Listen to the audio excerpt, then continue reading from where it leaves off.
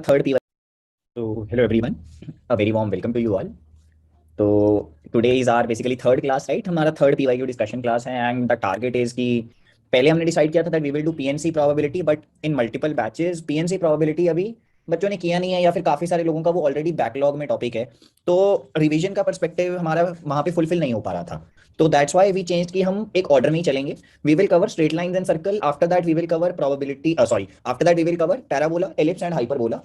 Coordinate को हम खत्म करेंगे, फिर हम डिफरेंशियल कैलकुलस पे जाएंगे. That is the plan for you guys. Okay. तो अब स्ट्रेट लाइन सर्कल में देखो, जनरली ना जो जेई मेन के क्वेश्चन है रीसेंट ईयर्स के, दे आर इजी. ऐसा है कि स्कोरिंग टॉप पोर्शन है स्ट्रेट लाइन सर्कल, बहुत ज्यादा टफ सवाल नहीं आ रहे इन पोर्शन से फर्स्ट ऑफ ऑल. और मैंने कोशिश किया कि मैं जितने भी मुझे अच्छे क्वेश्चन मिल पाए मैं पिक करूं, बट मुझे बहुत ज्यादा टफ क्वेश्चन नहीं दिखे. कि आप, मेरे को ये समझ में आ रहा था कि the questions are pretty much scoring, and अगर आपको स्टैंडर्ड प्रॉपर्टीज भी याद है तो भी आप काफी ज्यादा अच्छा करके चले जाएंगे. तो हम अब जैसे स्ट्रेट लाइंस में एक हाईलाइट क्या है, अगर हम स्ट्रेट लाइन से स्टार्ट करते हैं तो, कि सर स्ट्रेट लाइन में ना कोऑर्डिनेट सिस्टम पे बेस्ड क्वेश्चन आजकल काफी ज्यादा आ रहे हैं. कोऑर्डिनेट सिस्टम में क्या क्या होता है सर? कोऑर्डिनेट सिस्टम में होता है जो भी डिफरेंट सेंटर्स का प्रॉपर्टी होता है हमारा, centroid, circum centre, ortho centre, basic properties of them. अब सेंट्रॉइड के लिए मैं आपको कुछ प्रॉपर्टीज हाईलाइट जरूर कर देता हूं क्योंकि मुझे लगता है आपको याद रहेगा तो अच्छा रहेगा.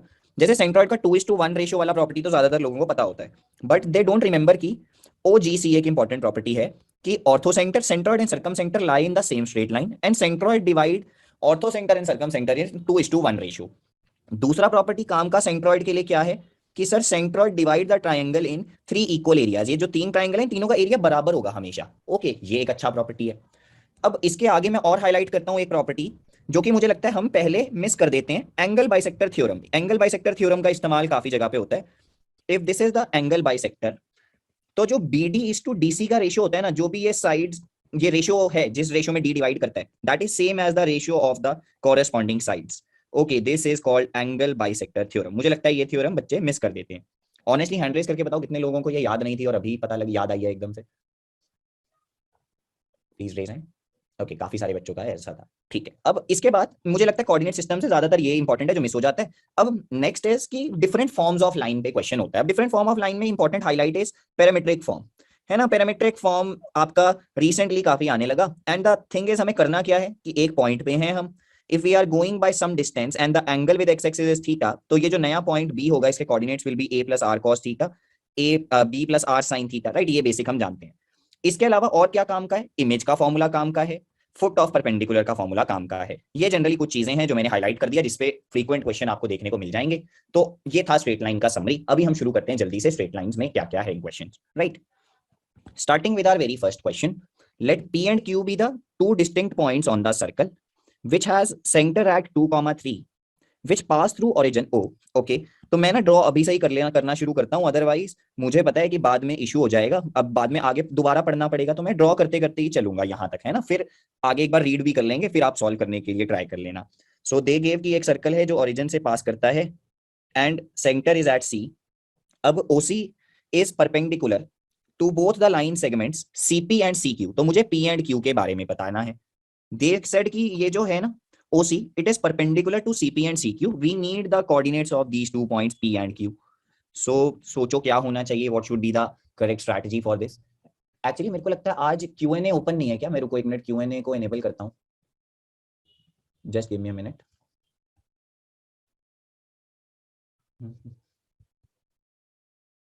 ओके, आई थिंक अभी हम Q&A एनेबल नहीं कर पाएंगे इसमें, but what I, okay that is a issue. No problem, ऐसा करते हैं आप लोग हैंड रेज करके आज बात कर लेंगे, राइट. हम अनम्यूट करके बात कर लेंगे जिसके पास भी कोई idea, but let we will be quick, right. Let's do this. How we can solve this question? Yes on the. Sir 2 points लिख रहे थे. एक तो ये लिखा था कि P और Q ends of a diameter है सर्कल के. ओके, एक रिलेशन यहाँ से आ जाएगा और एक स्लोप से आ जाएगा कि PQ का स्लोप OC के स्लोप के परपेंडिकुलर है.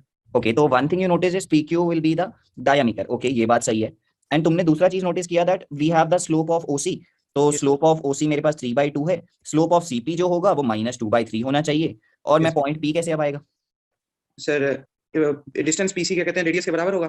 Okay, so the distance is equal to what? It is √30, right. Okay, so what we will do is, okay, तो अब तुम पैरामीट्रिक फॉर्म से लिख सकते हो, राइट. तुम्हारे पास जो एंगल है, you know the tan theta का value is -2/3. You need the coordinates of point P. तो कोऑर्डिनेट्स ऑफ पॉइंट P कैसे आएंगे? मेरा cos थीटा क्या होने वाला है? That is going to be -3 by कितना आ रहा है ये, √13. sin sir. theta is 2 by root 13, right? So Yes. p के coordinates will be 2 plus r cos theta, तो 2 minus 3 बन गया वो बेसिकली, तो -1 ही लिख देता हूँ सीधा सीधा, राइट? तो मेरे पास ये आ गया -1, and y coordinate will be 3 plus r sin theta, that is 5. So this is the coordinate of p. अब q का coordinate कैसे निकाल सकते हो? c is the midpoint of pq, तो q का coordinate 5, 1 ही आएगा। ओके, तो yes we can do this. Actually यार ये Q&A एनेबल नहीं है, just give me a minute, मैं तुम्हें नेक्स्ट क्वेश्चन देता हूँ। पहले हम क्वेश्चन थर्ड करेंगे, सेकंड क्वेश्चन क्योंकि इजी है।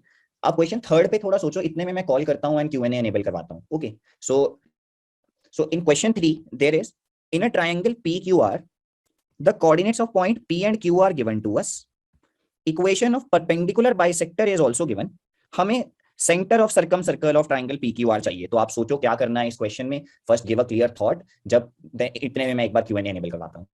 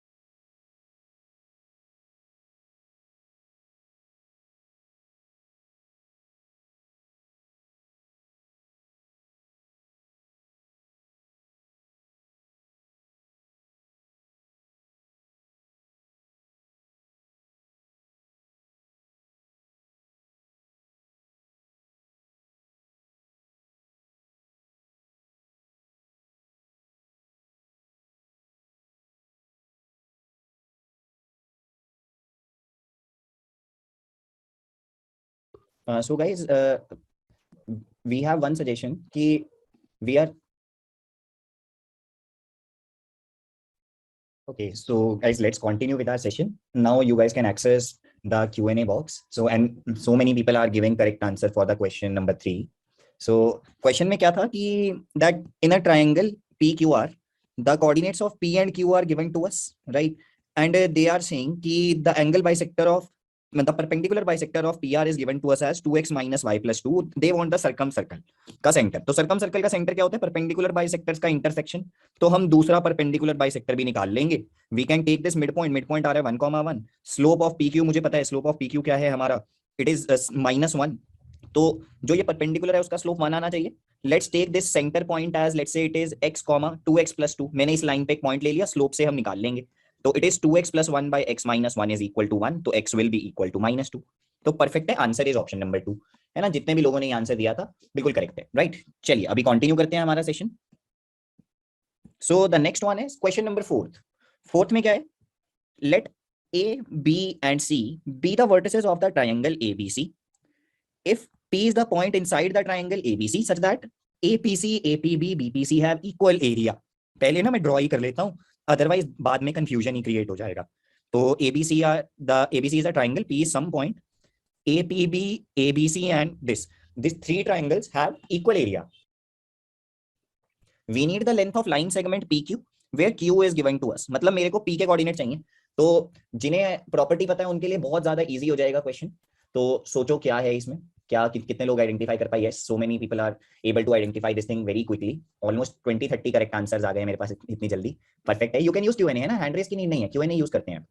सो ओके, तो हम लोगों ने फर्स्ट पेज पे ये डिस्कशन किया था, the centroid divide the triangle in 3 equal areas, right? तो मुझे क्लियरली समझ में आता है P तो मेरा सेंट्रॉइड होने वाला है, तो P के कोऑर्डिनेट तो sum of all the coordinates by 3 करके आ जाएगा। Then I can directly find what is the distance PQ, right? Question is very easy after this. काफी आप आंसर निकाल सकते हैं, वेरीफाई कर सकते हैं। Correct answer is 5। Yes, many people are saying answer is 5। Yes, 5 is the correct answer. हमें centroid निकालना था बस। ओके, चलिए आगे बढ़ते हैं यहां से और देखते हैं क्वेश्चन नंबर 5, है ना? ये कुछ आसान थे, अब थोड़ा टफ सवाल करते हैं। Question is ABC be the given points. अब एक लाइन है y equal to mx, this intersect the line AC and BC at point P and Q। अब पहले ना मैं इतना ड्रॉ ही कर लेता हूं, अदरवाइज ना बहुत ज्यादा कंफ्यूजन हो जाएगा बाद में। Point C is given to me, point B is somewhere here मान लेते हैं। पॉइंट A जो है वो मेरा है -1, 1, ये रहा। तो एक ट्राइंगल है ये मेरे पास एबीसी मान लेते हैं, दे सेड की जो एक लाइन है y equal to mx, it intersect AC and BC at points P and Q, right? A1 is the area of triangle ABC, A2 is the area of triangle PQC, ठीक है ना? अब मुझे given है A1 is 3 times A2, मुझे M का value चाहिए। काफी लेंदी सा क्वेश्चन देखने में लग रहा है, तो अब कैसे करेंगे? पहले तो अप्रोच सोचते हैं, है ना, नहीं तो ये तो बहुत ही डिफिकल्ट हो जाएगा कर पाना। सो फास्ट कैसे कर सकते हैं इस चीज को, ये हमें सोचना है अभी, राइट? तो कैसे सोचेंगे इसको, एक बार थॉट दो, तुम just give it a thought, let try for 2-3 minutes, then we will think, क्योंकि एक अच्छा क्वेश्चन।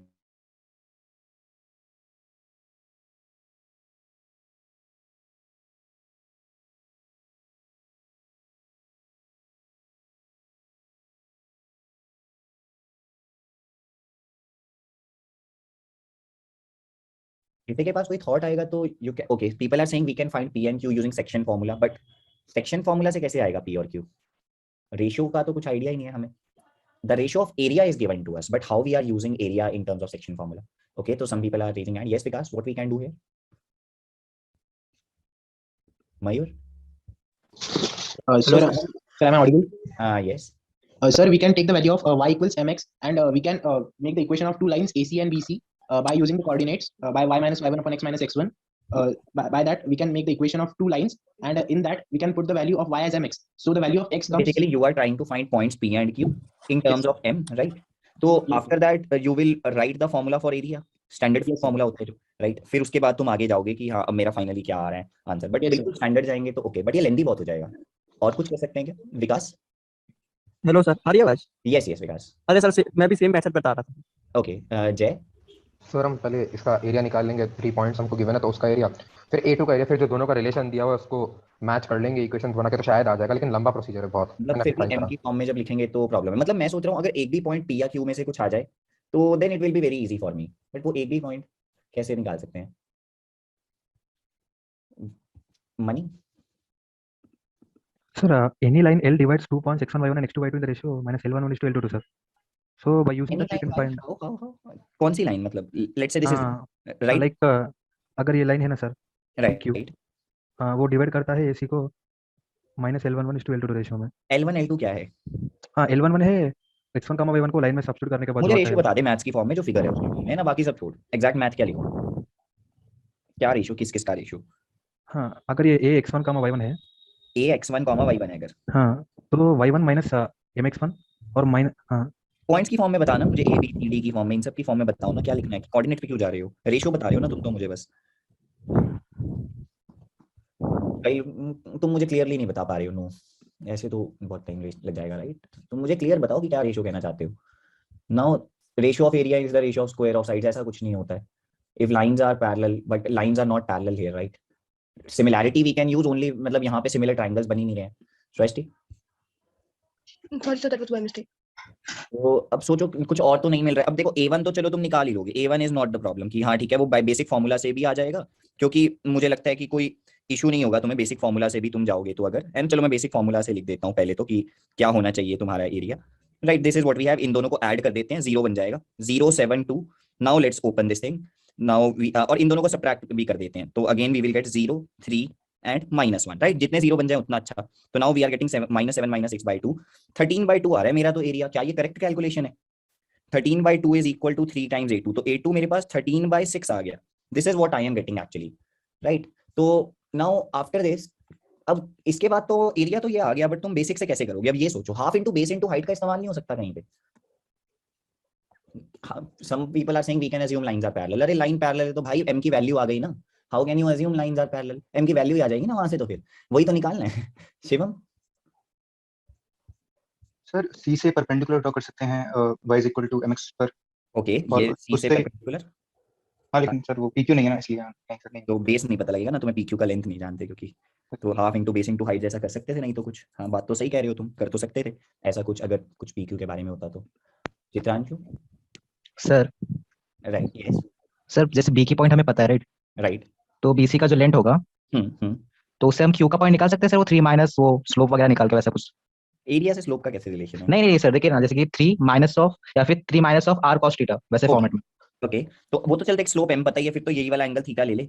और ये डिस्टेंस r1 ले ले, ये OQ को r2 ले ले, तो P के कोऑर्डिनेट आ जाएगा फिर तो r1 cos theta, r1 sin theta, और Q का कोऑर्डिनेट आ जाएगा तुम्हारे पास r2 cos theta, r2 sin theta, इस फॉर्मेट से अगर तुम जाने की कोशिश करोगे तो, राइट।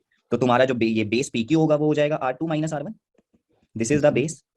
तो एरिया क्या हो गया, half into base into height. Height कैसे अब निकालेंगे, हाइट इज द डिस्टेंस, है ना। देखो y इक्वल टू mx का डिस्टेंस फ्रॉम 2,0 क्या होता है, ये डिस्टेंस जो मेरा बनेगा वो क्या बन रहा है, R2 sin थीटा बनेगा, R2 sin थीटा।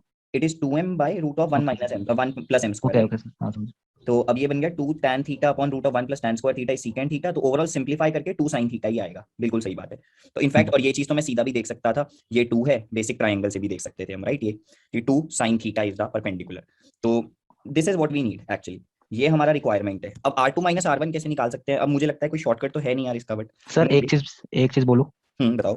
सर, जैसे बी का पॉइंट 3,4 है, राइट सर, अगर हम BC का स्लोप निकाले, ओके, और सिमिलरली तुम UC से इक्वेट कर दोगे। हाँ सर, तो हमें Q का पॉइंट मिल सकता है ना सर उधर से। राइट, वो तो मैं वैसे ही करेंगे, कभी भी इक्वेशन लिखने की तो नीड है ही नहीं, हम स्लोप से ही काम चलाएंगे हमेशा। अब जैसे मैं स्लोप ऑफ AC को इक्वेट कर सकता हूँ स्लोप ऑफ PC से, बिल्कुल ऐसा करेंगे वो तो फॉर श्योर। तो AC का स्लोप मेरे पास क्या बनेगा, ये मेरे पास आ रहा है -1/3 एंड PC का slope will be R1 sin theta upon R1 cos theta -2। तो यहाँ से मेरे पास बट बहुत ज्यादा अच्छा तो नहीं बन रहा है कुछ, it is R1 cos theta plus 3R1 sin theta equal to 2 आ गया मेरे पास। This is what I am getting actually. तो R1 का वैल्यू तुम्हारे पास यहाँ से आ रहा है 2/3 sin theta plus cos theta, this is what we are getting, right. And similarly R2 का वैल्यू भी ऐसे ही निकालना पड़ेगा हमें, बट कैलकुलेशन तो यहाँ पे भी हो रही है, देखो बच तो नहीं पा रहे हैं कैलकुलेशन से, बट आई थिंक इसका यही कोई बेटर मेथड बनती, यही कर सकते हैं। सर एक सेकंड सर, देखिए जैसे कि BC का स्लोप tan थीटा होगा, राइट। तो हम cos थीटा की उधर से वैल्यू निकालेंगे, जैसे 3 माइनस R cos थीटा होता है, राइट सर।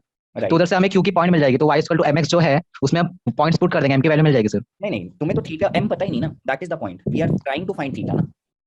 सर BC का स्लोप बोल रहा हूँ मैं। नहीं, BC के स्लोप से R2 आएगा, राइट। यस सर, स्लोप से R2 सेम प्रोसेस से, राइट, जैसे R1 निकाला है हम लोगों ने, राइट। बट दैट यही करेंगे तो फिर सेम ही बात होगी ना, कैलकुलेशन तो उतना आ ही रहा है मतलब। बट आई थिंक कुछ बचने का कोई स्कोप है नहीं इसमें। किसी के पास कोई मेथड है जिससे ये चीज को हम कट कर पाए, इस चीज से हम बच पाए इस कैलकुलेशन से, otherwise this is the way that we have आज तक। हाँ सर, इसमें y is equal to mx है, तो मतलब हम R1 R2 नहीं, मान ली कि एक पॉइंट A है तो A, M में हो गया कोऑर्डिनेट।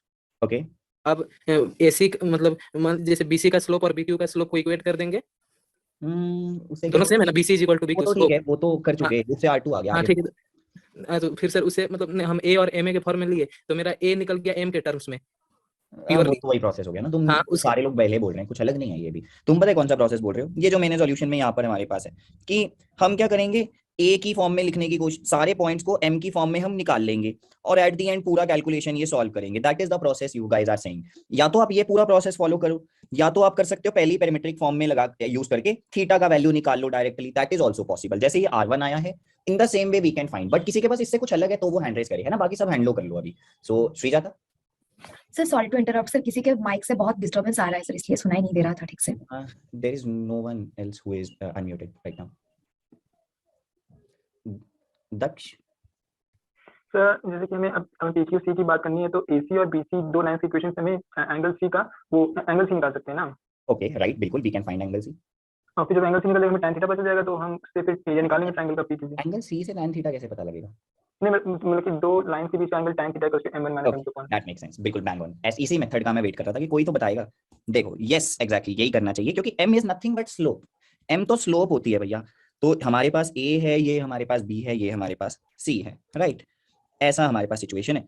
दिस इज O, ये एक लाइन है जो P और Q पे कट करता है। आपको ये एंगल थीटा से मतलब था, right. You know this alpha. कैसे? स्लोप ऑफ CB पता है। क्या है स्लोप ऑफ CB? जल्दी से देख लेते हैं, पॉइंट्स लिख लेते हैं ना जल्दी से। तो इट इज 3, कितना है ये 4 and 2, 0, राइट। तो we know the slope of this कि ये m मेरा 4 है, okay. tan alpha is 4। What is this beta angle? ये अभी नहीं पता, कोई बात नहीं। तुम्हें ये ओवरऑल पूरा एंगल तो पता है अगर ये बीटा लूंगा। What is tan beta? Slope of AC, right. Slope of AC मेरा क्या बनता है? It is becoming -1/3, right. अब आपको क्या चाहिए? थीटा। अब ये थीटा कैसे आएगा आपका? ये एंगल निकालने की अगर हम ज्योमेट्री से ही कोशिश करते हैं तो क्या हम कुछ ज्योमेट्रिकली कर सकते हैं? दक्ष बताओ इसके आगे, इसके आगे कैसे आएगा? हमें तो tan बीटा चाहिए ना सर। tan बीटा थोड़ी चाहिए तुम्हें, tan बीटा मिला है। थीटा चाहिए तुम्हें। थीटा कैसे आएगा यहाँ से? तो वो आउटसाइड में प्रॉपर्टी लगा देंगे, sum of opposite angles. You don't have this angle, how can you do that? बाकी एंगल्स नहीं है ना तुम्हारे पास। ये क्या हुआ बताओ? you have this angle, this is pi minus beta, you don't know what is theta, इसका मतलब हमें ये दूसरा एंगल तो चाहिए रहेगा ना जो ये है, अदरवाइज नहीं आ पा रहा, right? So but you know कि tan theta is m, we know this thing, slope of this line is m, slope of this PC हम ऑलरेडी जानते हैं। इन दोनों के बीच का एंगल क्या बनता है, ध्यान से सोच के देखो, एंगल बनता है pi minus beta minus theta, right? तो इन दोनों के बीच का एंगल क्या आएगा, tan of minus beta minus theta, मतलब pi minus beta minus theta will be angle between these two lines, that is mod m minus m plus 1/3 upon 1 minus m/3। क्या यहाँ से कुछ बनेगा? बट यहाँ से तो एग्जैक्ट सेम दोबारा से आ जाएगा, ये तो हमने डिराइव कर दिया इसको, राइट? तो इसका मतलब हम एंगल से नहीं कर सकते इस क्वेश्चन को, आई डोंट थिंक ये पॉसिबल है, it is not possible from here, okay? Geometrically possible ही नहीं हो पा रहा है ये, ओके? तो let's not waste more time on this, दो मेथड्स हैं, बेसिक से ही करना पड़ेगा, आंसर 1 है, आप वेरीफाई करके देखना, है ना? अभी हम आगे बढ़ते हैं यहाँ से, ठीक है? तो आगे यहाँ से अभी देखते हैं तो भी आगे समझ में कुछ आ पाएगा, क्योंकि otherwise we don't have these angles, right? आप कोशिश कर लो, जिसको भी लग रहा है ना एंड्रेस जो कर रहा है, पहले करो, आंसर निकालो, फिर हम देखते हैं, है ना? क्योंकि मुझे पता नहीं बन रहा है ये, ओके? तो you can use y equal to mx, you can find point of intersections and आगे बढ़ सकते हो, otherwise you can use r cos theta r sin theta. We have spent enough time on this, now let's move on. इस question का कोई shortcut और नहीं बन सका। Now the yes answer is B. Now question is there is a straight line L that is at distance 4 unit from origin. It makes positive intercept on the coordinate axis and perpendicular from origin to this line makes 60 degree। अभी मैं ना लिखता हूँ क्या कहना चाहते हैं। उन्होंने बोला एक स्ट्रेट लाइन है, चलो एक पहले तो ये x equal to minus y line एक मुझे गिवन है। दे सेड कि एक लाइन है that make angle 60 degree with this line, मान लेते हैं कुछ ऐसा लाइन है 60 डिग्री एंगल बनाता है with this line, and this line is at distance 4 unit from the origin, right?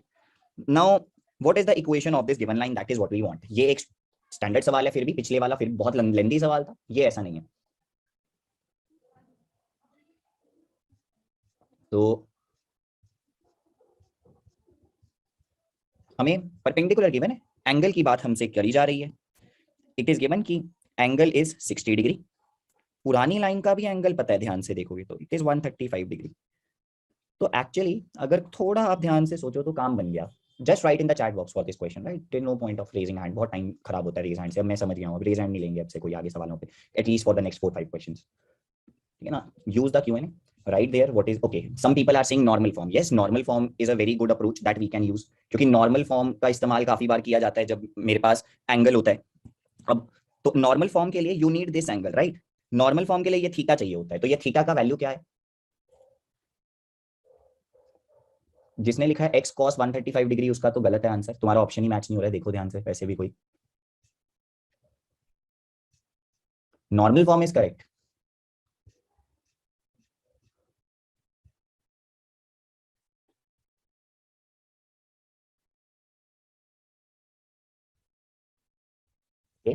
तो नॉर्मल फॉर्म से जिन्होंने किया था, देखो आंसर आप लोग जिसने भी अभी तक आंसर दिया सबका गलत आंसर आया, राइट?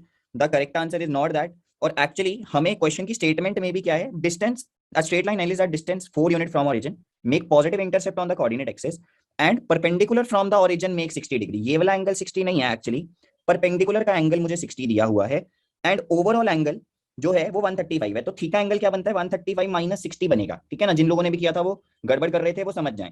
अब नॉर्मल फॉर्म से मेरा आंसर क्या बनेगा, it is x cos 75 plus y sin 75 equal to the distance that we have, okay? That is how you should write. Actually मैंने वो जो ड्रॉ किया था वो गलत था, आप अगर ध्यान से पढ़ते तो मीनिंग वाज दिस, ठीक है ना? चलिए आगे बढ़ते हैं अभी यहाँ से। Next is question 7 is amazing question, इसको ध्यान से सोचना और करना। अब question is let tan alpha, tan beta and tan gamma alpha beta gamma is not odd multiple of pi by 2 be the slope of 3 line segment OA OB and OC where O is the origin, circumcenter of triangle coincide with origin, मतलब circumcenter given है origin तुम्हें, orthocenter lie on y axis। हमें चाहिए इस function का value. इसमें क्या है, cos 3 अल्फा 3 बीटा 3 गामा दिख रहा है, डिनोमिनेटर में cos अल्फा बीटा गामा का प्रोडक्ट है न्यूम। तो हमें इस रेशियो का वैल्यू चाहिए। क्या क्या हमें गिवन है अगर हम थोड़ा ध्यान से सोचें, मुझे गिवन है कि सर्कमसेंटर मेरा ओरिजिन पे है, orthocentre lie on the y axis, तो कहीं पे होगा ऑर्थो सेंटर, राइट? तो अच्छा सर्कम सेंटर को मैं सी से लिख देता हूँ। Now I need the other things. मुझे 3 लाइंस का स्लोप गिवन है। अब ओ यार ओ ना प्रॉब्लम क्रिएट करेगा, है ना? नोटेशन इन्हीं का यूज कर लेते हैं जो हमें क्वेश्चन में दिया। O is the origin they are saying, right? तो हम ओ ही लेंगे यहाँ पे, ऑर्थो सेंटर को एच ले लेते हैं, ठीक है ना? अब ये ट्राइंगल जो भी है तुम्हारी, जो मान लेते हैं ये कुछ रैंडम सा ट्राइंगल है ना, ये ए बी सी, तुम्हें OA, OB और OC तीनों का स्लोप गिवन है, और कुछ तुम्हें नहीं given, tan alpha, tan beta, tan gamma की फॉर्म में। So how can we proceed from here? कई लोग बोल रहे हैं सेंट्रॉइड निकाल लेंगे। ओके, OGC वाला प्रॉपर्टी समझ में आता है कि ऑर्थोसेंटर सेंट्रॉइड एंड जो सर्कम सेंटर होगा वो मेरा सेम स्ट्रेट लाइन में लाई करेगा, इन 2:1 रेशियो में डिवाइड करेगा। ओके, तुम चलो ऑर्थो सेंटर मान, यहाँ पे है H तुम्हारा Y पे, तो सेंट्रॉइड भी Y पे होगा, मान लेते हैं आ गया सेंट्रॉइड। आगे क्या करोगे? सेंट्रॉइड तो आ गया मान लो, what will you do after this? Right angle triangle तो है ही नहीं ना, तुम हाइपोटेन्यूज है, मिड पॉइंट होना चाहिए, कहाँ राइट एंगल? किसने बोल दिया राइट एंगल ट्राइंगल है? It is not right angle triangle ना। नाउ थिंक कि क्या करना चाहिए। It is a very very good question. एक बच्चे ने सही आंसर किया, but I will not say that loud. Polar form use करके कर सकते हैं, पोलर फॉर्म कर सकते हो क्योंकि थीटा गिवन है, बट पोलर फॉर्म से आएगा क्या तुम्हारे पास? ये कॉस, पहले तो ये सोचो जो निकालना है ना, ये पूछना क्या चाहते हैं तुमसे। अगर वो नहीं समझ में आएगा तो फिर आगे नहीं कर पाओगे। तुम कुछ भी स्टार्टिंग स्टेप सोच लो, right? First of all think how we are reaching to this answer, क्या चाहता होगा, कैसे पहुंच रहा होगा यहाँ पे। तुम्हें सेंट्रॉइड पता लग गया, तुम पहले तो ये देखो तुम्हारे पास एक्चुअली तीनों कोऑर्डिनेट्स हैं। तुम ध्यान से सोचोगे तो कैसे कोऑर्डिनेट्स कैसे हैं मेरे पास? देखो, तुम्हें साइड का लेंथ पे तो कोई रिस्ट्रिक्शन नहीं है, ट्राइंगल की कोई भी रिस्ट्रिक्शन नहीं है। मान लेते हैं ये, चलो ये OA is 1, OC is 1, OB is 1 मान लेते हैं, राइट? तुम्हें स्लोप्स पता है, what is this? A is going to be 1 cos alpha, 1 sin alpha. Similarly B क्या होगा? cos beta, sin beta. इस तरह से तुम्हारे पास कोऑर्डिनेट्स आ जाएंगे। This is the starting point for you guys. कई बच्चे बोल रहे हैं सर्कम सेंटर का फॉर्मूला यूज कर लो। ओके, सर्कम सेंटर का फॉर्मूला होता है समेशन ऑफ tan A की फॉर्म में, बट अगर आप उसको यूज करोगे भी तो भी आप एक कॉम्प्लिकेटेड चीज पे ही फंस जाओगे, जिससे आगे आप नहीं जा पाओगे। तो ट्राई करके देखो कुछ बनता है तो, बट आई डोंट थिंक वहां से कुछ बनेगा। सो हमारे पास यहाँ से क्या आता है? सेंट्रॉइड जो है, हमें बस इतना पता है इसका जो भी हमारा x कोऑर्डिनेट होगा वो 0 होने वाला है। तो मुझे पता है cos alpha plus cos beta plus cos gamma is 0। That is what is given to me. इसके अलावा मैं और नहीं कुछ जानता हूँ। But okay, so the 1 person gave correct answer, right? एक बच्चे ने बिल्कुल करेक्ट आंसर दिया। Okay, one person is saying a cube b cube c cube का फॉर्मूला यूज करो। तो इसका मतलब क्या, अगर a plus b plus c 0 है तो a cube plus b cube plus c cube तुम्हारा 3 टाइम्स abc हो जाएगा। और तुम्हें इसी टाइप की कुछ चीज चाहिए थी। अब देखो, बिल्कुल सही बोला जिसने भी ये ढूंढा था, मनी, वो इज एब्सोल्युटली करेक्ट, मनी। तो अब इसमें क्या है, देखो ओपन करेंगे कॉस को, तो क्या है ये 4 times summation of cos cube minus 3 times summation of cos, right? Divided by product of cos है मेरे पास, राइट?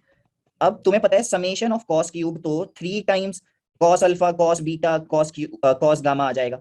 और जो ये था समेशन ऑफ कॉस सिर्फ, वो तो 0 है। तो तुम्हारा आंसर यहाँ से क्या आ गया? 12, ठीक है ना? तो एक्चुअली मेरा जो आंसर आ रहा है वो 12 आ रहा है, और उसका मेरा आंसर भी 12 नहीं है, 12 का स्क्वायर है मेरा आंसर, ठीक है ना? जितने लोगों ने भी 12 बोला था उनका भी गलत है, क्योंकि तुम्हें स्क्वायर मार्क करना है। Your answer will be 144। Okay, so this is a good question. बहुत ज्यादा टफ नहीं है, बट ट्रिकी टाइप का क्वेश्चन हो गया। लेंदी नहीं है बट ट्रिकी है, ठीक है? सो किसी को मजा आया ये क्वेश्चन एक्चुअली देख के? अच्छा लगा तुम्हें ये क्वेश्चन? काफी यूनिक सा क्वेश्चन है, वेयर तुम्हें पता है स्लोप का तो मतलब ही tan अल्फा होता है, बट यहाँ पे अलग क्या हो रहा था? अब देखो यहाँ पे अलग बस ये हो रहा था कि आपको थोड़ा उन्होंने डायरेक्ट नहीं दिया, तुम्हें ये चीज का स्पेसिफिक इस्तेमाल करना था कि मेरा x coordinate of the g is going to be 0। This was the most critical step, ठीक है? आगे बढ़ते हैं यहाँ से। So the next is 8th one। 8th में क्या है? A ray of light is incidented along the line which meet another line at point 0,1। मतलब एक लाइन है 7x minus y plus 1, एक रे ऑफ लाइट आया, that incident is line at 0,1, then the ray is reflected from this point along the line y plus 2x equal to 1। तो मुझे इस equation of line of incidence को निकालना है। कहने का मतलब है पॉइंट तो है ही, स्लोप निकालनी है इसकी। तो बहुत तरीके हो सकते हैं करने के, तुम्हें क्या लगता है बेस्ट तरीका, तुम वो बताओ, क्योंकि I can do this question using so many ways. At least 3-4 methods हैं मेरे पास इस क्वेश्चन को करने के। तो सोचो क्या क्या आपको लगता है कि बेस्ट मेथड हो सकता है। कई लोग इस्तेमाल करते हैं एंगल बिटवीन लाइंस का, है ना? That can be one approach. Yes, that can be a valid approach. कितने लोगों के माइंड में एंगल बिटवीन 2 लाइंस वाला अप्रोच आ रहा था? बताओ, हैंड रेज करके चलो बता दो। चाहिए ये चीज काफी लोगों के माइंड में है ना? ओके, तो ये मेथड मैं एक नोट डाउन कर लेता हूँ कि ये L1 है, ये L2 है, ये L3 है। Angle between L3 and L2 will be same as angle between L1 and L2, right? ये कर सकते हो एक तो। और क्या कर सकते हैं सोचो, इमेज लेकर। Yes, 1 person said this correct thing कि second method can be image लेके कर सकते हैं। अब इमेज वाला मेथड बड़ा अच्छा होता है। तुम क्या कर सकते हो, कोई भी पॉइंट ले सकते हो, है ना? तुम कोई भी पॉइंट ले लो इस लाइन पे। जैसे x को 0 कर देते हैं, अच्छा नहीं 0 नहीं करते, चलो x को 1 ले लेते हैं। y का वैल्यू क्या आ गया मेरे पास? -1 आ गया। ओके, इस पॉइंट का इमेज ले लेते हैं हम लोग इस लाइन में। इमेज का फॉर्मूला क्या है, x minus x1 by a equal to y minus y1 by b equal to -2 time point को लाइन में पुट कर दिया, that is 7 + 1 + 1 upon a square plus b square. तो क्या बन गया ये हमारे पास -9/25, तो x का value is -63/25 + 1, y coordinate is becoming minus कितना बन रहा है ये, it is becoming 9/25 - 1। Now you can find, देखो कॉम्प्लिकेटेड ही आ रहा है तो तुम्हें सिर्फ स्लोप ही निकालनी है, तुम्हें और कुछ नहीं निकालना। तो what is the slope, x minus x1 अब y minus y1 upon x minus x1। तो क्या बनेगा मेरे पास 9/25 - 2 अपॉन -63/25 + 1। देख लो जो भी आ रही है, ठीक है ना। Image is also correct, I think image वाला मेथड मैं ज्यादा यूज करता हूँ। इनफैक्ट मैं इमेज के साथ ना तुम्हें एक और क्वेश्चन बताता हूँ, एक और टाइप का क्वेश्चन भी होता है जो पूछा जाता है बट रिसेंट ईयर्स में आया नहीं, हो सकता है इन फ्यूचर पूछ ले। Let's say you know the coordinates of point this, you know coordinates of another point, let's say ये है 3,8, right? There is some line L जिसका इक्वेशन तुम्हें दिया हुआ है, पॉइंट दूसरी साइड पे लाए करते हैं। There is some point M such that we need MA minus MB जो होगा उसका वैल्यू मैक्सिमम हो जाएगा। तो किस किस को याद है इस टाइप के क्वेश्चन कैसे करते हैं, याद है आ गया या फिर याद है, एक बार बताओ मुझे। यस कराया था डीपीबी में, बट याद है कि नहीं वो इंपॉर्टेंट है। तो कैसे करते हैं ऐसे सवाल, मिनिमम मैक्सिमम आ जाए ट्राइंगल की तरह सोच के, sir difference of two side is always less than the third side, और ये maximum MA minus MB equal to AB कब आएगा, when all these three things M, A and B lie in the same straight line, है ना। तो AB is the maximum value. इस type के सवाल भी आते हैं कई बार, ये भी आपको पता होना चाहिए। लोग इसको भी इमेज की तरह सोचते हैं, आपको जरूरत नहीं है, आप सिंपल करेंगे। अब मान लो यहाँ पे सेम साइड पे थे, अगर तुम, अब मैं एक तुमसे अच्छा क्वेश्चन पूछता हूँ, मान लो कि एक पॉइंट यहाँ पे होता, एक पॉइंट कहीं और होता, दूसरी साइड पे होता, तो कैसे तुम अप्रोच करते इस सेम क्वेश्चन को। जिसके पास इसका आंसर है वो हैंड रेज करना। सिचुएशन इज सेम बट अब ऑपोजिट साइड पे है point. Money, yes money sir same approach लगा सकते हैं ना सर, यहाँ क्या कर सकते हैं, सेम प्रोसेस। हाँ ओके बट उधर सोचना MA माइनस MB का वैल्यू, तो सोच अगर सेम स्ट्रेट लाइन में आ गया तो रिड्यूस नहीं हो जाएगा, मैक्सिमम की जगह कम नहीं हो जाएगा वो, सोच। बी का इमेज ले सकते हैं सर। हाँ बिल्कुल सही बात, हम क्या कर सकते हैं, B का इमेज ले सकते हैं। Let's say B' is the image of B, now the distance will be same, first case में कन्वर्ट हो गया बिल्कुल, और B' के लिए हमको लेने हैं सर पॉइंट। बिल्कुल बिल्कुल, A and B, A B' will be my answer. Okay so अभी बढ़ते हैं आगे यहाँ से। So now the next one is question number 9। अब मैं सर्कल्स के कुछ क्वेश्चंस पे जा रहा हूँ, तो मैं तुम्हें ना कुछ एक दो प्रॉपर्टीज याद दिलाता हूँ, मे बी तुम्हें थोड़ा सा चीज देखो जो भूल जाते हैं प्रॉपर्टी, बस वही वाली बता रहा हूँ, बाकी कुछ नहीं। मुझे लगता है एक बेसिक प्रॉपर्टी ज्यादातर बच्चे भूल जाते हैं कि from some point there is any tangent, और अगर कोई भी रैंडम कॉर्ड भी है तो PA इंटू PB जो होता है that is always equal to PT square. This is one thing that you should know, right. And PT क्या, लेंथ ऑफ टेंजेंट, PT का वैल्यू तो √S1 होता है, तो PT square will be S1। Okay अब ये एक प्रॉपर्टी है। दूसरी चीज, जैसे ही मैं टेंजेंट पढ़ता हूं, पढ़ते ही मेरे माइंड में आता है distance from centre will be radius, और जैसे ही मैं नॉर्मल पढ़ता हूं तो माइंड में आता है it will pass through the centre, और मैं नहीं सोचता हूं कुछ भी ज्यादा कॉम्प्लिकेटेड, ठीक है ना। तो अब हम देखते हैं हमारा ये क्वेश्चन में क्या है, in a circle given below OA is 1 unit, OB is 13 unit, PQ is perpendicular to OB। मैं एक बड़ा करके बना देता हूं इस फिगर को। उन्होंने एक सर्कल दिया है जो ओरिजिन पे टच कर रहा है y एक्सिस को, this is O, this is A, this is B, this is P, this is Q. OA is 1, OB is 13, तो AB का वैल्यू 12 दिया है मतलब मुझे। PQ is perpendicular to OB. I want area of triangle PQB. तो area हमें निकालना है। इसमें आप सोचो कि क्या लगेगा, क्या थ्योरम यूज होती है, तो शायद हमें आइडिया लग जाएगा। ये सोचो, है ना, just write in the Q&A। किसी को नाम पता हो जो भी इसमें यूज हो रहा है, वो बस एक वर्ड भी आप लिख दोगे तो मुझे समझ में आ जाएगा कौन सा थ्योरम आप बोल रहे हैं।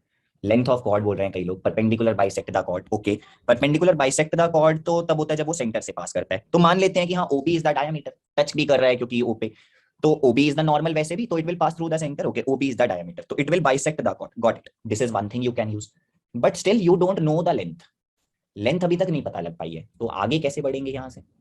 सीकेंट थ्योरम क्या होती है, सीकेंट थ्योरम मुझे नहीं पता है। सीकेंट थ्योरम, अच्छा तुम ये बोलते हो, okay I call that Ptolemy theorem.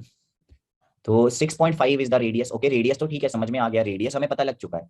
तो अब तुम क्या चाहते हो, ओके गॉट इट। तुम लोग क्या कर रहे हो कि वी नो की रेडियस इज 6.5, तो we know that this length will be 6.5। जो भी ये सेंटर है वो ये डिस्टेंस है 6.5, OA है 1, तो अगर मैं इसको C लेता हूँ तो जो ये AC का लेंथ होगा दैट विल बिकम 5.5। एंड अब आप AP का लेंथ कैसे निकाल सकते हैं, इट इज √6.5 का स्क्वायर माइनस 5.5 का square. Yes you can do this. अगर आप ऐसा करोगे तो ट्राइंगल PQB का एरिया क्या होगा, half into base that is 2 times AP multiplied by the height. Height is AB, that is 12. So 12 times AP will be your answer. Okay, yes, this is absolutely correct way. Okay, Jack gave another method that is also a very very good way. अब दूसरा method क्या होता है, Ptolemy theorem. वो क्या कहता है कि सर एक पॉइंट ए है, OA into AB जो होने वाला है that is going to be same as PA into AQ. इन दोनों का प्रोडक्ट इज सेम एज दूसरी लाइन के लेंथ्स का प्रोडक्ट. इसे बोलते हैं टॉलमी थ्योरम. अब इसका इस्तेमाल हम कर सकते हैं. इधर से क्या आएगा, 1 into 12 will be equal to PA into AQ. x square आ गया, x का value is √12, that is basically PA. Now from here you will get your answer directly. ये भी कर सकते हैं, बिल्कुल परफेक्ट है. ठीक है ना, एक सिंपल मेथड मिल गया हमें स्ट्रेट फॉरवर्ड, और दूसरा मेथड है जिससे कैलकुलेशन बिल्कुल नहीं आएगा, बट हो सकता है ज्यादातर लोगों को याद ना हो. ओके, चलिए आगे बढ़ते हैं यहां से. अब ये और देखते हैं. चलो साइक्लिक क्वाड्रिलेटरल की बातें ज्यादा आपको पता नहीं है ना. पहले मैं आप चलो 10th क्वेश्चन देखते हैं, और मैं कोशिश करूंगा एक आधा साइक्लिक क्वाड्रिलेटरल का और क्वेश्चन करवाने का भी. Question is PQ be the diameter of the circle, alpha and beta are the length of perpendicular from P and Q to the given straight line. मुझे चाहिए maximum value of alpha beta. कहना क्या चाहते हैं वो, कि एक circle है, इसका एक डायमीटर है PQ, right. Length of perpendicular from P to the straight line, एक स्ट्रेट लाइन है, let's say this is alpha and length of perpendicular from Q is beta. हमें इन दोनों का प्रोडक्ट मैक्सिमाइज करना है, that is the target we have. अब सोचते हैं क्या करना चाहिए, कैसे प्रोसीड करना चाहिए, because we don't have any direct relation जिससे हम ये प्रोडक्ट निकाल पाए. कोई डायरेक्ट रिलेशन तो नहीं है हमारे पास, ये तो श्योर है, बट करा क्या जा सकता है बेटर करने के लिए. AMGM लगाएंगे, ये सब कैसे रैंडम सोच लेते हो तुम, इतना वियर्ड चीजें. ओके, एक सुधनवा सेड करेक्ट थिंग कि हम लोग, ओके, एक बच्चे ने बोला कि रेक्टेंगल बन गया. ये भी रोशन की बात भी बिल्कुल सही है, रेक्टेंगल बन गया. और सुधनवा ने भी सही बात बोला कि we can think like parametric points. Okay, तो पहले तो मुझे पता है ये रेक्टेंगल है, बिल्कुल सही बात है. ये length is 3, sorry this length is not 3, radius is 3, right. Okay, other than this अगर ये रेक्टेंगल है तो जो भी अल्फा एंड बीटा का लेंथ होगा ये तो बराबर नहीं आ जाएगा. फिर सोच के देखो, अगर ऐसा सोचोगे तो हमने ये रेक्टेंगल, इसलिए तुमने रेक्टेंगल ये बनना जरूरी थोड़ी ना है. क्यों जरूरी नहीं है मैं बताता हूँ.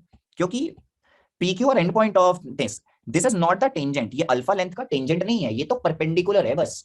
ये तो ऐसा भी दिख सकता था इन फ्यूचर, ऐसा टेढ़ा सा होता है ना, दिख तो ये ऐसा भी सकता था अल्फा बीटा का वैल्यू. तो अब सोचो क्या हो सकता है. We can assume P to be this and Q to be okay. Rectangle नहीं बन रहा है, बट आगे पैरामीट्रिक फॉर्म वाला मेथड मुझे सही लग रहा है कि अगर मैं इसको ले लूं 3 cos थीटा 3 sin थीटा, यहाँ पे अल्फा ले लेंगे एंगल, अल्फा नहीं तो फाई ले लेते हैं, है ना. तो अब मैं अगर परपेंडिकुलर डिस्टेंस लिखता हूं, लेट्स से अल्फा लिखते हैं, तो अल्फा क्या आएगा, पॉइंट को पुट कर दिया लाइन में, that is 3 cos theta plus 3 sin theta minus 2 upon √2. Beta में भी सिमिलर चीज आएगी. अब इन दोनों का प्रोडक्ट करोगे तो फिर तो टाइम लग जाएगा, बट बेटर क्या है, आप ये इसको आप हटा दो, ये फाई का कोई सिग्निफिकेंस ही नहीं है. क्यों, क्योंकि मिड पॉइंट होगा ओरिजिन इन दोनों का, तो this is -3 cos theta and -3 sin theta, right. तो बीटा क्या आ रहा है तुम्हारे पास, beta will become 3 cos theta plus 3 sin theta plus 2/√2. Product क्या है दोनों का, it is becoming 9 times cos plus sin का स्क्वायर minus 4 divided by 2. अब cos plus sin का स्क्वायर तुम मैक्सिमाइज आई थिंक बहुत इजीली कर सकते हो. It is just 1 plus sin 2 theta and maximum value will be 2. ठीक है ना. सो जिस 2-3 बच्चों ने सही आंसर दिया था, बट जिन्होंने दिया था that was absolutely correct. Now let's move further. 10th एक फिर भी इजी सवाल था. 11th क्वेश्चन में अब एक देखते हैं साइक्लिक क्वाड्रिलेटरल की चीजें. साइक्लिक क्वाड्रिलेटरल में ये जो मैंने पिछला थ्योरम बताया ना, टॉलमी थ्योरम, वो बहुत काम आएगा. जो हमने ये OA, इसमें हमने देखा था ये OA into AB वाला. ठीक है ना, ये ध्यान रखना है, ये काफी जगह काम आ जाता है. क्वेश्चन 11 में क्या है, 2 adjacent sides of cyclic quadrilateral are given, angle between them is 60 degree, area of quadrilateral is 4√3. तो मुझे पेरीमीटर ऑफ द क्वाड्रिलेटरल चाहिए. मतलब एक सर्कल में मेरा क्वाड्रिलेटरल होगा. साइक्लिक क्वाड्रिलेटरल का मतलब ये है कि it can be inscribed in a circle. ये लेंथ है 2 मान लेते हैं, ये मान लेते हैं 5, मुझे गिवन है एंगल 60 डिग्री. आगे मुझे और कुछ नहीं दिया. I need the area of the cyclic quadrilateral. अब आप सोचो क्या,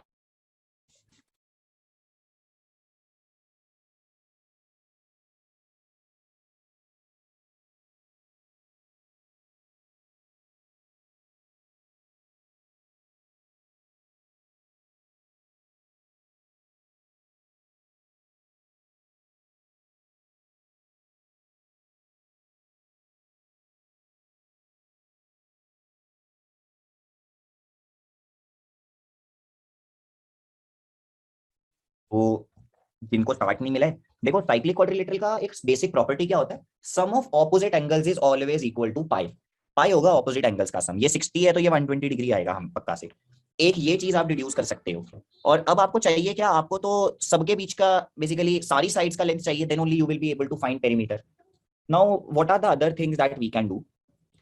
अब एक सबसे बेसिक जो मुझे समझ में आता है, आप साइन को साइन रूल से मे बी करके कुछ कर पाए। डायगोनल पर टॉलमी लगा सकते हैं, बट डायगोनल पे टॉलमी लगाने का कोई फायदा नहीं है ना इस क्वेश्चन में स्पेसिफिकली, है ना। इसमें टॉलमी लगाओगे तो कुछ बनेगा नहीं। अगर आप एरिया के लिए इस्तेमाल करते भी हो, देखो आपको ये साइड्स नहीं पता, ये एक्स मान लो, ये वाई मान लो, आप अगर एरिया देखते भी हो, क्योंकि एरिया गिवन है, इसका इस्तेमाल करना था। देखो इस ट्राइंगल का एरिया तो पता है, half A B sine theta, तो half into 2 into 5 sine 60 degree आ गया। और ये दूसरे ट्राइंगल का एरिया है, that will be half of X Y sine 120 degree. And ये मुझे 4√3 गिवन है, तो √3 तो हटा देता हूँ हर जगह से। So I am getting 5/2 plus X Y by 4 is equal to 4, right. तो मेरे पास 10 plus X Y equal to 16 तो है, मतलब एक्स वाई का वैल्यू तो है मेरे पास। इससे आगे मैं कैसे जाऊं ये सोचो। एक्स वाई का वैल्यू आ गया, but I need one more equation in x and y, तब जाके बात बनेगी। Okay answer Jay, your answer is correct actually, but answer तक कैसे पहुंचे, I am interested in that process. Yes Jay. Sir मैंने भी सेम मेथड अप्लाई करा। अब एक्स वाई इक्वल टू 6 आ गया ना, तो ये cos 60 के साथ यूज कर सकते हैं वो रिलेशन। cos, मैं आपको बोलता हूँ, cos a b, मैंने abc से करा। हाँ, cos 60 is equal to 5 square plus 2 square minus, तो तुम कोसाइन रूल लगा रहे हो बेसिकली। हाँ कोसाइन रूल, हाँ ओके ये टर्म याद नहीं आ रहा। ओके ओके, और कुछ और क्या करा जा सकता है। एक तो कोसाइन रूल लगाया जा सकता है, राइट। साइन रूल लगा के कह रहे हैं कुछ लोग। साइन रूल तो तब लगाओगे ना जब कम से कम दो या तीन एंगल। देखो जिनको नहीं समझ में आता ना उनको मैं समझाता हूँ। देखो साइन रूल कहाँ लगाना है, जहां पे pair of angle and side की बात हो रही है ना, पेयर्स की बात हो रही है। When there is only one angle and 3 sides की बात हो रही है साथ में, तो आपको हमेशा कोसाइन रूल के बारे में सोचना चाहिए, राइट। ये दो चीजों को आप दिमाग में रखो, शायद आपको हेल्प करे, राइट। दोनों साइड्स का प्रोडक्ट आ गया हमारे पास। अब हमें साइड्स के बीच में कुछ ना कुछ और रिलेशन चाहिए। सौंदर्य सर एरिया का फॉर्मूला होता है ना साइक्लिक क्वाड्रिलेटरल का, root s minus a s minus b s minus c s minus d। Okay right, ये आप यूज कर सकते हो। रूट s माइनस अब s x plus y plus 2 plus 5/2। बिल्कुल, तो एरिया ऑफ साइक्लिक क्वाड्रिलेटरल का फॉर्मूला होता है s minus a s minus b s minus c s minus d। A B C D are the side, S is nothing but, जैसे Heron's formula में होता था ना सेमी पेरीमीटर, वही होता है ये। बिल्कुल सही बात बोल रहे हो, ये आप इस्तेमाल कर सकते हो। एक ये अप्रोच बहुत बिल्कुल सही रहेगा। तो 7 plus x plus Y by 2 is S semi perimeter.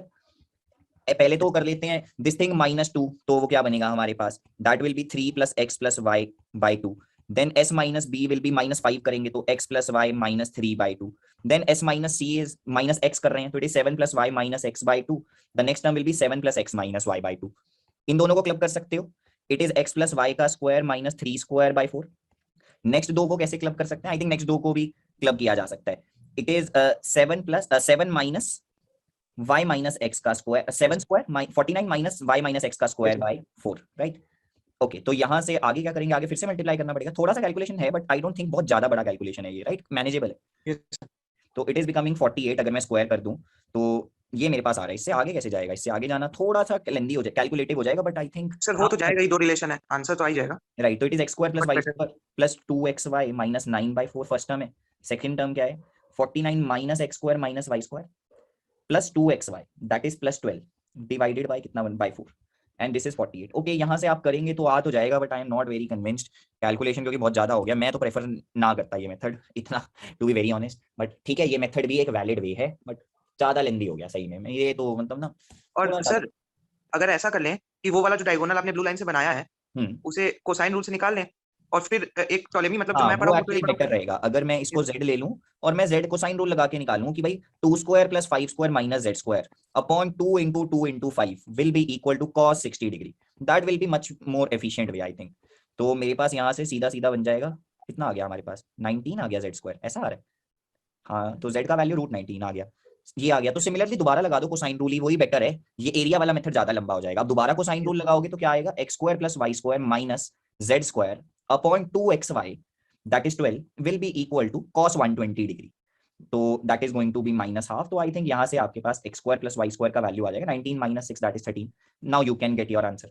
okay तो ओवरऑल आंसर इज 12। ये मेथड ज्यादा बेटर है I think as compare to area का कोई और फॉर्मूला। ओके सो चलिए अभी अपन आगे बढ़ते हैं। दिस इज बेटर, एटलीस्ट हमें ये तो समझ में आ रहा है ना कि क्यों नहीं लगाना दूसरा मेथड, उसमें कैलकुलेशन बहुत ज्यादा हो जा रहा है।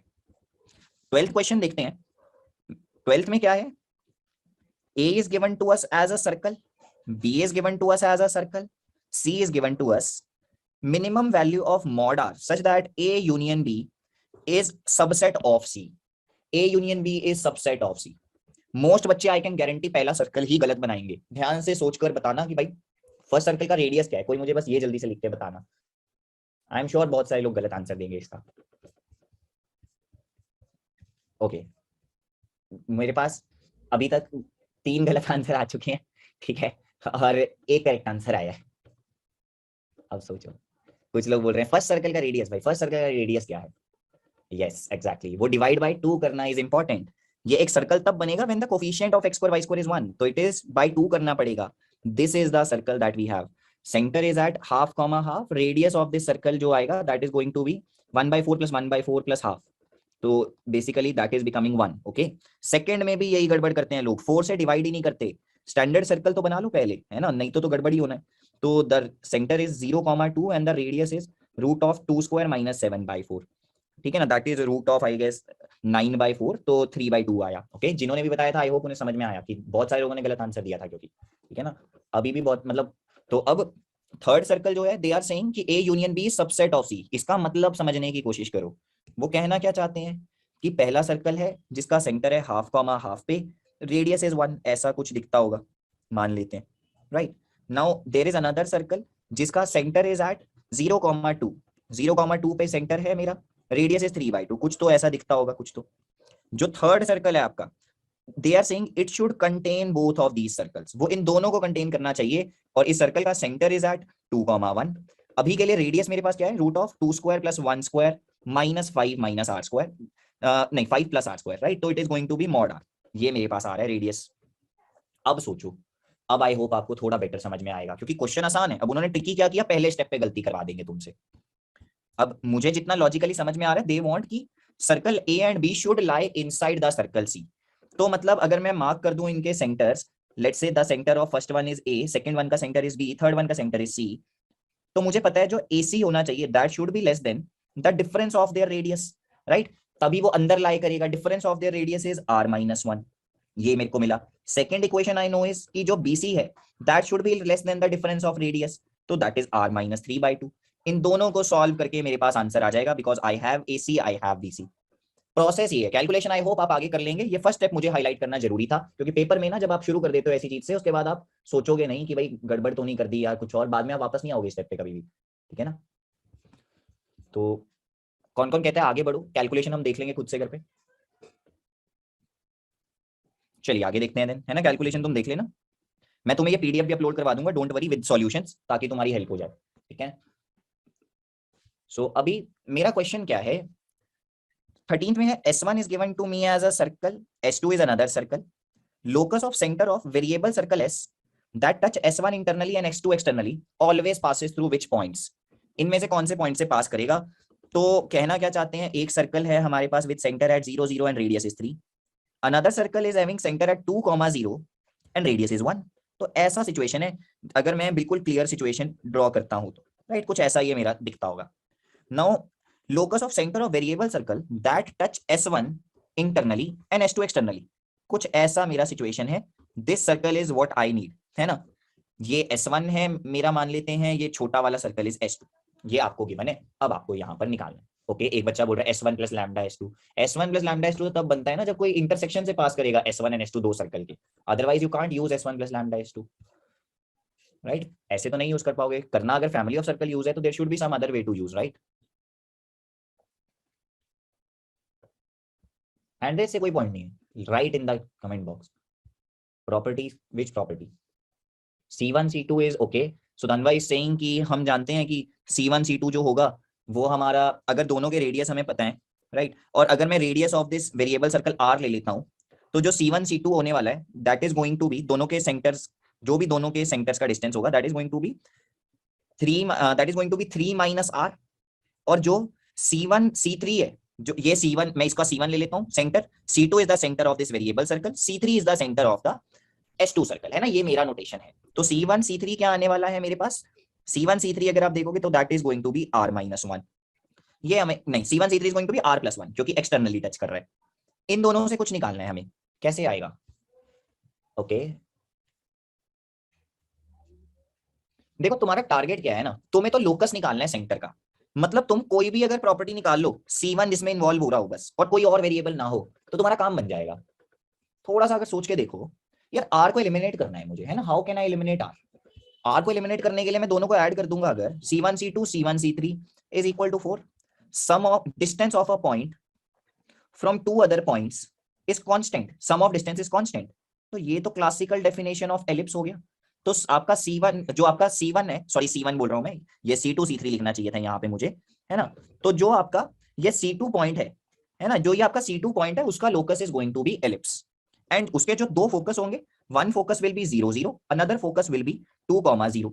तो आप एलिप्स का इक्वेशन ही लिख सकते हो, क्योंकि आपके पास सेंटर भी आ गया, दैट इज 1 0। तो equation of ellipse is x minus 1 square by a square plus y square by b square equal to 1। और a और b कैसे आएगा? a और b बहुत इजीली आ जाएगा, मुझे पता है जो ये distance of centre from focus होता है that is always equal to AE। तो AE का वैल्यू गिवन है तुम्हें, राइट। आई थिंक आप इजीली आगे निकाल लोगे, there will not be any issue in this question.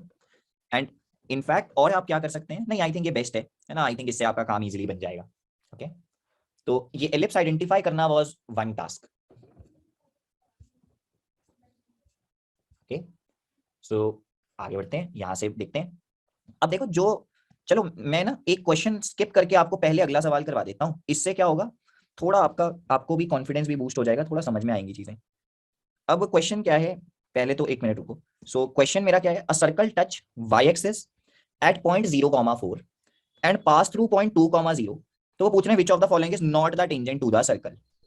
उन्होंने क्या दिया है कि 0,4 पे टच करता है और 2,0 से आपका सर्कल पास कर रहा है, कुछ ऐसा सिचुएशन मान लेते हैं होगा, है ना।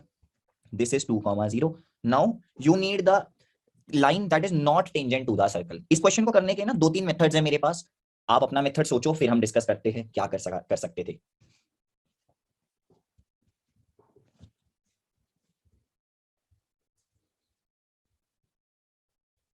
ओके एक बच्चा बोल रहा है point circle plus lambda times line. हमने पढ़ा था कि एक लाइन है और एक पॉइंट है, अगर तो the circle that touch the line at a given point can be written as point circle with a centre at point P plus lambda times equation of line. Yes this can be one way to solve, but can there be easy way other than this? कुछ आसान वे भी हो सकता है क्या? एक तो ये मेथड है ही फॉर श्योर जो आपने बताया, ये बिल्कुल परफेक्ट मेथड है, इसके अलावा भी कुछ हो सकता है?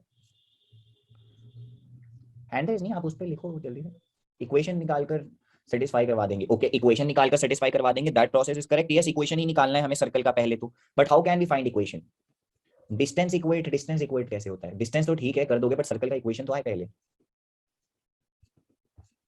Okay Shivam said the correct thing कि अगर ये पॉइंट O है, ये A है, ये B है, ये C है, हम जानते हैं OA square is equal to OB into OC, right.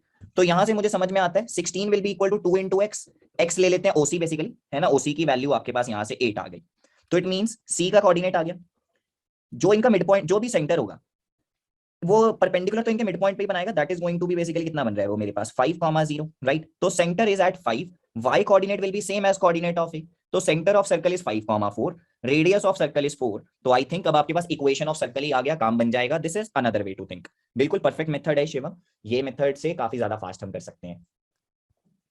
Okay तो अभी आगे बढ़ते हैं यहां से हम लोग। तो है ना, देखो सॉल्यूशन में भी यही था पॉइंट सर्कल वाला मेथड, बट आई थिंक ये ज्यादा बेटर मेथड है जो दूसरा आपने पढ़ा है, राइट। किस किस को दूसरा मेथड ज्यादा अच्छा लगा फर्स्ट वाले से? क्योंकि एक बार आइडिया भी लग जाएगा कितने बच्चे किस डायरेक्शन में सोचते हैं। ओके 50% से कम बच्चों को सेकंड मेथड अच्छा लगा, मतलब फर्स्ट मेथड ज्यादा लोगों को पसंद आया। ओके ऑसम मेरे को सेकंड मेरा preferred method is second one. Next is, अच्छा मैंने क्वेश्चन मिस भी करवाया था, वो भी मैं करवाता हूं तुम्हें, पहले वो वाला ही करवा देता हूं। चलो क्वेश्चन क्या है, ABCD be a square of unit length, let the circle C1 center at 8A with unit radius is drawn। मुझे क्या गिवन है, ABCD एक स्क्वायर है जिसका side length is 1, a circle C1 with center at A with unit radius is drawn। तो ऐसा कुछ वो सर्कल दिखता होगा अगर एक यूनिट रेडियस का सर्कल बनाएंगे तो, क्योंकि साइड भी वन यूनिट ही है। another circle C2 touch C1 and the lines AD and AB are tangent to it। एक सर्कल है C1 जो इस C2 को टच करता है और AD and AB are tangent, तो वो कुछ ऐसा दिखता होगा। ऐसा मेरा एक सर्कल होगा, C2 मान लेते हैं, ये ब्लू वाला सर्कल जो मैंने ड्रॉ किया, राइट। ओके अब इसके बाद मुझे क्या गिवन है, now AD AB are tangent ये मिल चुका है, then let a tangent from point C to the circle C2 meet the side AB at point E, the length of EB is what we want. Okay. तो पहले ना मैं ये लिख देता हूँ मैं क्या क्या जानता हूँ, फिर आप सोचना। देखो मुझे पता है ये और 0 0 है, ये 0,1 ले लेते 1,0 ले लेते हैं, ये 1 1 ले लेते हैं, ये मुझे पता है sir. I need the coordinates of point T. मेरे को पता है जो ये सर्कल है अंदर ये ब्लू कलर का, that touch AD and AB, तो इसका सेंटर जो भी होगा ना वो R, जैसा ही होने वाला है, इन दोनों को वो टच करता है। But I don't know what is the radius, अभी मुझे रेडियस का आइडिया नहीं लगा है। तो अदर देन दिस अगर रेडियस आ जाएगा तो शायद सी मैं बहुत इजीली निकाल लूंगा जितना मुझे समझ में आता है। तो अब मेरा थॉट ये है कि रेडियस निकालें कैसे, राइट? सोचो क्या कर सकते हैं ना, दिखने में बहुत अच्छा लग रहा है क्योंकि ये क्वेश्चन, बस ये सेकंड लास्ट क्वेश्चन है, एक क्वेश्चन और कराऊंगा, काम खत्म है आज के लिए, राइट? थोड़ा आज डिले हो गया बट वो just due to the internet वाला इनिशियल हमारा Q&A थिंक। सो अभी तक तो किसी ने मुझे दिया नहीं है कोई मेथड। अभी रेडियस निकालना है। सोचो एक सर्कल है, ये एक सेंटर है तुम्हारे पास, एक ओरिजिन, एक सर्कल को ये टच करता है एंड इसका centre is at R, and R is in fact the radius of the circle also. तो you need the value of R। तो कैसे निकालेंगे? What should be the correct strategy? They touch internally का इस्तेमाल करेंगे बेसिकली, जितना मुझे समझ में आता है। To circles touch internally, it means if two circle touch internally, दोनों का डिस्टेंस क्या आएगा? ये जो भी सेंटर्स में डिस्टेंस आने वाला है, this distance is going to be बड़े सर्कल का radius minus the smaller circle का radius, right? Because this remaining thing is also R। तो 1 minus R is equal to this length that is R√2। तो R का value आ गया मेरे पास 1/1 + √2 दैट इज √2 - 1। रेडियस आ गया सर्कल का। अब आगे क्या करेंगे? रेडियस भी आ गया, अब तो पॉइंट E निकालना है तुम्हें। How can you find this point E now? अब तो आ जाना चाहिए, कुछ सोचो। ओके कुछ बच्चे सही आंसर दे रहे हैं, सही बता रहे हैं, मेथड प्रॉपर्टी लगा सकते हैं एक वे से। बट क्या करेंगे आगे? अब देखो एक मेथड मुझे समझ में आता है, I don't know the slope, what is this point E, मुझे ये नहीं पता, तो मैं इस पॉइंट को मान लेता हूँ अभी के लिए। Let's say this is α, 0। The equation, या तो α, 0 भी बाद में ही देख लेंगे, E तो स्लोप को m मान लेते हैं। तो equation is x - 1 * m = y - 1 that is x, या तो हाँ ऐसा ही लिख देते हैं चलो। तो it will be mx = y + m - 1, right? तुम्हें पता है इसका distance from the centre of circle that is RR will be equal to the radius of the circle. इसका इस्तेमाल तुम कर सकते हो, it will be useful for you guys. मैं थोड़ा सा इसको साइड करके यहाँ पे सॉल्व करता हूँ, कैलकुलेशन हम इजीली कर पाएंगे फिर। तो मेरे पास क्या बन रहा है? mr - r - m + 1 divided by √m² + 1 is equal to r। अगर तुम यहाँ से आगे जाना चाहते हो तुम्हें स्क्वायर करना पड़ेगा, तो स्क्वायर करके तो कैलकुलेशन थोड़ा सा बढ़ जाएगा।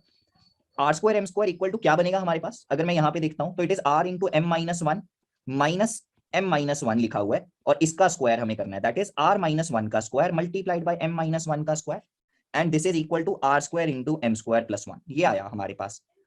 या तो r का वैल्यू पुट कर दो, क्योंकि देखो शायद वहां से काम बन जाए, क्योंकि जो r² है what is that? r² is 2 + 1 - 2√2 that is 3 - 2√2। What is r - 1 का स्क्वायर?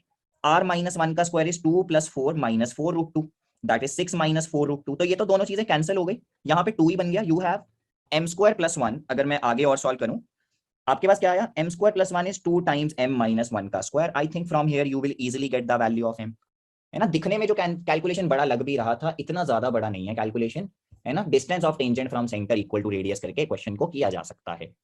अब और भी मेथड्स हो तो सकते हैं, सोचोगे तो और भी अच्छे मेथड्स तुम्हें मिल जाएंगे कुछ, बट आई थिंक अभी के लिए ये मेथड सही है। और मेथड तुम सोचना, अगर तुम्हें कुछ अच्छा मिलता है तो बताना मुझे। अभी भी तुम बता सकते हो अगर तुम्हारे पास है कोई मेथड और, है ना? बट ये मेरे को लगता है it is good enough, calculation ज्यादा नहीं है।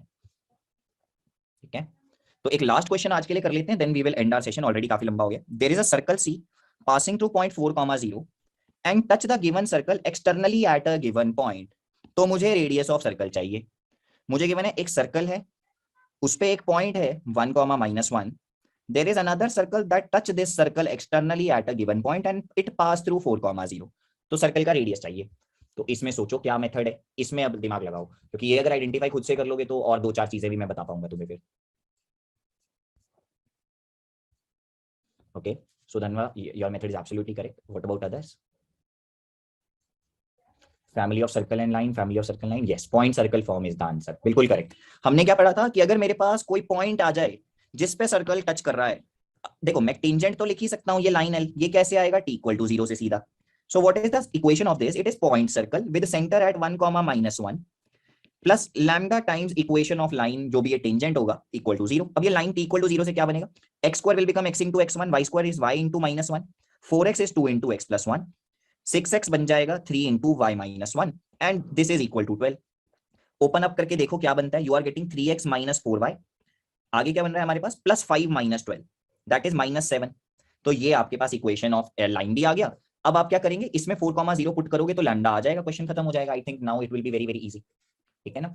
अब जो लोग सीधा ये लगाते हैं S1 प्लस लैम्डा S2, तो देखो उनके लिए भी एक थॉट देता हूं मैं तुम्हें। देखो मान लेते हैं कि तुम्हारे पास सेकंड सर्कल का इक्वेशन नहीं था, है ना, ये S2 है, ये S1 है। जो ये टेंजेंट होगा, ये टेंजेंट क्या होना चाहिए, it is the common tangent, ये तो S1 माइनस S2 करके आ जाना चाहिए था ना, ऐसा होना चाहिए था अगर होता भी तो। This is another way to think, आप ऐसे भी सोच के कर सकते थे, बट कुछ ना कुछ इस डायरेक्शन में सोचना पड़ेगा, बेसिक से मत जाना करने के लिए, ठीक है ना। तो I think this was the last question जो मुझे करवाना था आज के लिए।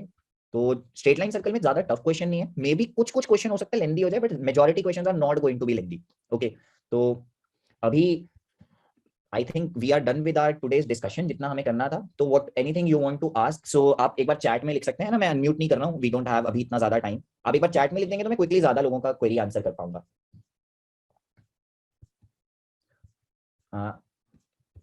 जिसको भी कोई query, Srijata you can write in the Q&A जल्दी से, अगर कुछ क्विक क्वेरी है तो कुछ you can write in Q&A, right. What any batch will be launched for WBJ? Yes, it will be launched very very soon. अभी within few days we will launch a batch for WBJ also. Okay, next chapter कौन से होंगे? Next chapter are going to be आपका parabola, ellipse, hyperbola, clear ये रखेंगे। और इनके target is common tangent जैसे सवाल आप खुद से पढ़ के आए, क्योंकि मैं बहुत बार आपको क्लास में बता चुका हूं, और उस पर भर के सवाल होते हैं। और जितने रैंडम प्रॉपर्टी पे कोई सवाल आज तक आए हैं वो सब मैं कवर करवाने का टारगेट रखूंगा। इस समय क्या करना अच्छा रहेगा, PYQ करो अगर नहीं किए, और रिवीजन करो, सबसे ज्यादा जितना फायदा होता है। PNC प्रोबेबिलिटी हमने बोला था, बट क्यों नहीं किया, क्योंकि बहुत सारे बैचेस में वो कवर नहीं हुआ है। I receive more than 100 mails, so that's why I had to change this thing. Okay, BITSAT and all के बारे में तब सोचना जब आपका जेई मेन हो जाएगा, है ना। अभी से इन सब एग्जाम का टेंशन नहीं लेना होता है, अभी जो एग्जाम आने वाला है उसकी टेंशन लेंगे। जैसे कि अभी WBJ आ रहा है, जो भी इमीडिएट एग्जाम्स हैं, जो लोग अपीयर हो रहे हैं वो उनके बारे में सोचें। बिटसेट अभी बहुत दूर है, ठीक है ना। बिटसेट अभी से कोई करने का फायदा नहीं है ना, अभी तो आप जेई मेन पे फोकस करो मेजरली। नाउ PYQ को रिवाइज करेंगे, यस यू शुड रिवाइज। जो भी गुड क्वेश्चंस हैं जो आपने मार्क कर रखे हैं वो आपको रिवाइज करने चाहिए, सारे मत करो, जो मार्क्ड क्वेश्चन है वही रिवाइज करो, और जहां तुम्हें लगता है कोई प्रॉपर्टी थी वो कर लो। अब जो लोग एडवांस के लिए प्रिपेयर कर रहे हैं, एडवांस के लिए तुम बेस्ट स्ट्रेटजी क्या है ना, कि देखो मेजॉरिटी चैप्टर्स में सिलेबस इज नॉट डिफरेंट, तो जो मेजॉरिटी चैप्टर्स में सिलेबस डिफरेंट नहीं है उनके तो सारे PYQ अपने एडवांस के तुम साथ साथ करते जाओ, खत्म करते जाओ। और उसके अलावा जो भी आपके लेंदी चैप्टर्स हैं आपको उनमें अभी टाइम मत दो। आई कैन गारंटी अगर आप बस फर्स्ट अटेम्प्ट तक भी रुक गए, और फर्स्ट अटेम्प्ट तक आपने मेजॉरिटी चैप्टर्स के बस एडवांस लेवल के क्वेश्चन कर लिया और वो नहीं किया, कोई भी एडवांस एक्सक्लूसिव कॉन्सेप्ट नहीं किए, तो भी आप अंडर 1000 अंडर 500 बहुत इजीली निकाल के ले जाएंगे। तो क्योंकि बहुत ज्यादा डिफरेंस नहीं है, ठीक है ना। काफी बच्चे आई नो टारगेट कर रहे हैं। कब तक जेई मेन हो सकता है, मार्च एंड फॉर श्योर, इंस्टेंट आएगा, और वो नोटिफिकेशन आएगा 10 से 12 दिन के बाद तुम्हारा एग्जाम हो जाएगा। हमें ऐसा ही गट फीलिंग है, ठीक है ना। तो अनएक्सपेक्टेड नहीं होगा, वो चीज़ होना चाहिए तुम्हारे लिए कुछ। एडवांस के लिए यस डेफिनेटली, एडवांस का बैच तो बहुत ही अलग लेवल का होता है, क्योंकि वहां पे तो पढ़ाई, वहां पे कुछ हम मेंस का नहीं पढ़ाते एडवांस के बैच में, वहां पे हम प्रॉपर कोर एडवांस पे फोकस करते हैं। वो लॉन्च बट कब होता है, जब जेई मेन का फर्स्ट अटेम्प्ट जस्ट खत्म होता है, नेक्स्ट डे से बैच शुरू हो जाता है, क्योंकि हम चाहते हैं कि आप पहले टेंशन फ्री हो जाओ, पहले से ही एडवांस के चक्कर में रहोगे और दोनों खराब हो गया, then it will not be good for you guys, right. Now PYQ की जगह NTA कर रहे हैं, कंटिन्यू करें, yes you can continue. NTA Abhyas has very good question, but NTA Abhyas का क्या है, चैप्टर वाइज कर रहे हो तो अच्छी बात है ना, ऐसे मत करना रैंडम सवाल करने शुरू कर दिए, ठीक है। बट PYQ अगर नहीं करे किसी चैप्टर के तो prefer PYQ as compare to NTA Abhyas, क्योंकि वो ज्यादा रीसेंट सवाल करना इज ज्यादा important. I will upload the PDF, I will just share the PDF, है ना, विद द टीम, वो अपलोड करवा देंगे तुम्हारे लिए। क्वेश्चन एंड सॉल्यूशन जैसे पिछली बार भी आई थिंक तुम्हारे अपलोड हुए होंगे, राइट, वो सेम तुम्हारे लिए इस तरह के अपलोड हो जाएगा अभी, ओके। तो वो मैंने शेयर कर दिया, okay. And anything else, any other query, क्या क्लास ज्वाइन करें या PYQ करें? तुम्हारे PYQ खुद से करके आओ ना एक बार, तुम एक बार करो जितना तुम कर सकते हो, क्योंकि 100% तो वैसे भी नहीं कर पाओगे। अब you are not able to find your maths is weak, don't go for advance question right now, there is no hurry. तुम अगर, मेरा एक दोस्त है वो IIT रुड़की में इस टाइम पे बैठा, कौन सी ब्रांच में, मोस्टली वो केमिकल इंजीनियरिंग में है। उसके मैथ में नंबर पता कितने आए थे, 11 नंबर आए थे लिटरली, वो जस्ट 11 से 12 नंबर आए थे उसके, कुछ वो बस पास हुआ था जस्ट एडवांस में अपने टाइम पे मैथ में। बट बाकी दोनों में उसने इतना बैलेंस कर लिया था कि उसके डिसेंट मार्क्स बन गए थे। बट तुम्हें नहीं लाने हैं, मैं वो नहीं कह रहा हूँ कि 12 नंबर लाने, बट मैं ये कह रहा हूँ कि तुम मैथ्स को अगर थोड़ा भी इंप्रूवाइज कर लोगे तो बहुत सिग्निफिकेंट तुम कर सकते हो। If some chapter was left previously, shall we solve the DPP first? No, go for the DPP. And if you feel कि बहुत सारी DPPs हैं, कोई बड़ा चैप्टर था तो just do the PYQs, है ना, फिर DPP मत करना, PYQ पे फोकस करना, बैकलॉग फिर अभी वो नहीं खत्म हो पाएगा नहीं तो। Chemistry in everyday life, can you give some? अब देखो स्ट्रक्चर वाले सवाल तो लक बेस्ड होता है, अब तुम उसका कुछ नहीं कर सकते। एक आधा सवाल है उसकी टेंशन लेते रहोगे तो 29 सवाल तुम्हारे बाकी के हैं जो वो खराब हो जाएंगे। तो don't worry about those thing जो अपने कंट्रोल में ही नहीं है। वो स्ट्रक्चर वक्चर वाले सवाल आते हैं उसका कुछ नहीं कर सकते हैं। मेरे को खुद नहीं याद था अपने टाइम पे, मैं भी गलत करके आया था अपने टाइम पे, मतलब कोई बड़ी बात नहीं है। ठीक है, so sir, should we do maths mark PYQ only? Yes, you can do those questions. PYQ only में क्या है ना, marked ones you can solve on your own using quick think, यार पेपर पे क्विकली करके देख लूं। और जो तुमने नहीं किए हैं, जो बेसिकली तुमने मतलब जो तुमने मार्क नहीं किए हुए, उनको तुम बस रीड कर सकते हो मे बी। ठीक है ना, बस रीड कर लो और देखो कि हाँ थॉट आ रहे कि नहीं, बहुत ज्यादा डेप्थ में मत जाओ। For 99 percentile only your effort is required. Resource से 99 आने लगते तो जितने लोग संगेज किए सारे सवाल कर लेते हैं, उन सबके 99 आ जाते हैं ना, ऐसा होता नहीं ना मेरे दोस्त। तो कौन सा रिसोर्स कर रहे हो that doesn't even matter in your 99 percentile journey. और 99 कुछ नहीं होता, 10,000 रैंक होता है 99। ठीक है ना, तो इतना छोटा विजन मत रखो। 99 एक सब्जेक्ट ऐसा नहीं होता ये पढ़ लिया तो 99 आ जाएगा। ठीक है ना, तो ऐसा कुछ नहीं है। जो पढ़ रहे हैं उसको मल्टीपल टाइम पढ़ना है बस, क्योंकि जितना रिवाइज करेंगे उतना ऑब्वियस हो जाएंगी चीजें, और जब ऑब्वियस हो जाएंगी तो प्रेशर नहीं बिल्ड होगा। ऑब्वियस करना इज योर काम चीजों को। थोड़े चैप्टर तुम्हारे वीक हैं उसको करना चाहिए या नहीं, देखो अगर बिल्कुल ही जीरो है कोई चैप्टर उसको अभी करने का कोई फायदा नहीं है ना, प्रेशर बिल्ड होगा, तुम टेंशन में आ जाओगे। जो थोड़ा भी लगता है ना स्कोप है कि हाँ थोड़ा सा भी स्कोप दिख रहा है कि हो जाएगा इंप्रोवाइज मेरा, उसको पकड़ के अब अभी के अभी इंप्रोवाइज कर डालो, क्योंकि जिस दिन डेट आएगी उस दिन के बाद से मेरी स्क्रिप्ट बदल जाएगी। मैं तुम्हें उस दिन से बोलना शुरू करूंगा, अब से देखना ही नहीं है वीक चैप्टर को, अब से सिर्फ मॉडरेट और तुम्हारा जो स्ट्रॉन्ग है उन्हीं को ही देखो। ठीक है ना, जब तक डेट नहीं है तब तक खत्म कर लो जितना कर सकते हो। ओके सो ठीक है, फिर आई गेस मिलते हैं हम नेक्स्ट क्लास में। इस क्लास में थोड़ा इंटरप्शन हुआ था, नेक्स्ट क्लास में ऐसा नहीं करेंगे। चलिए बाय बाय, टेक केयर।